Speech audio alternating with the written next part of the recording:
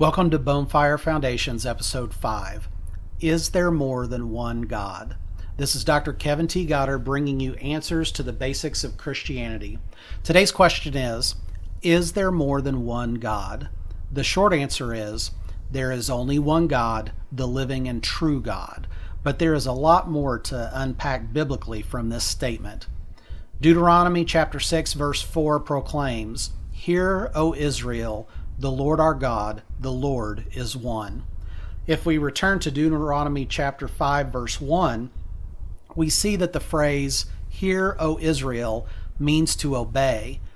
And Moses summoned all Israel and said to them, "Hear, O Israel, the statutes and the rules that I speak in your hearing today, and you shall learn them and be careful to do them."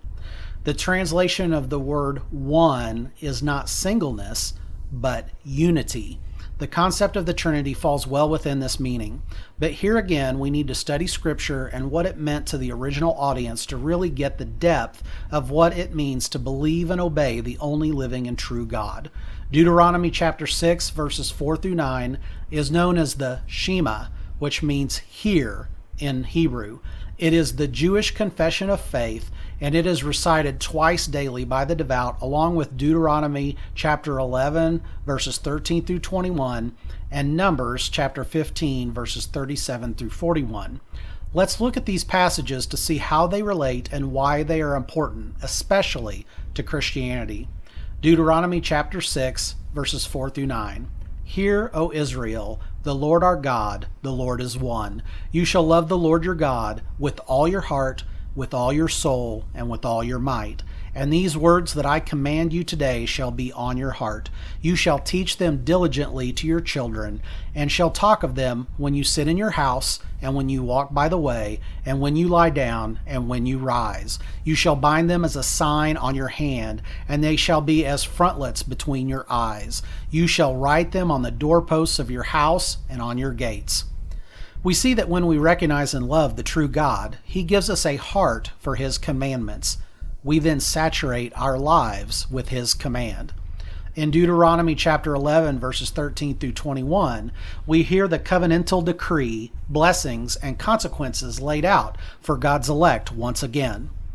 "And if you will indeed obey my commandments that I command you today, to love the Lord your God, and to serve Him with all your heart and with all your soul, He will give the rain for your land in its season, and the early rain and the later rain, that you may gather in your grain and your wine and your oil. And He will give grass in your fields for your livestock, and you shall eat and be full.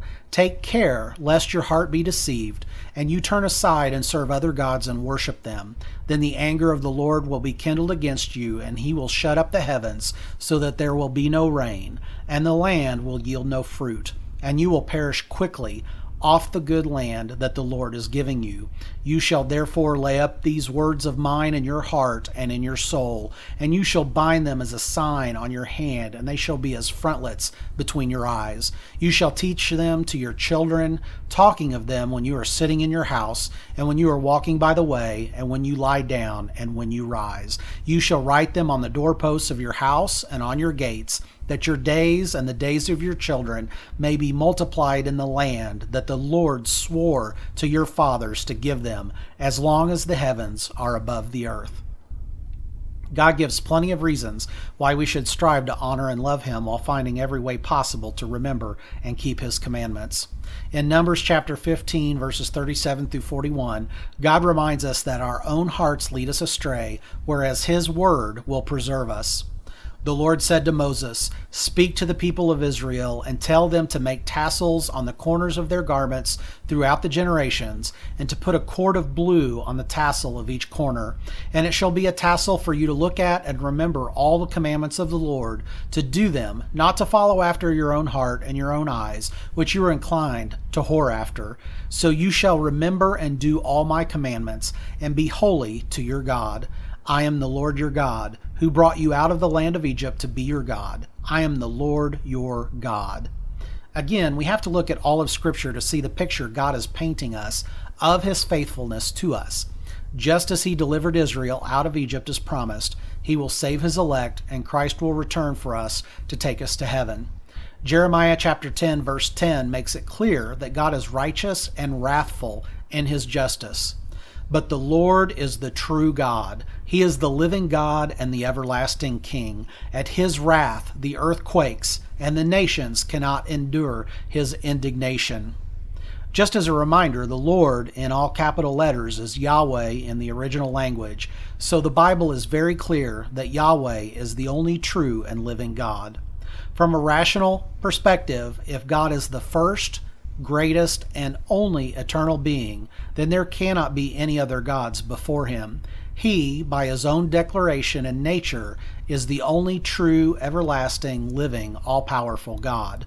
So to answer today's question, is there more than one God? We can confidently say there is only one God, the living and true God.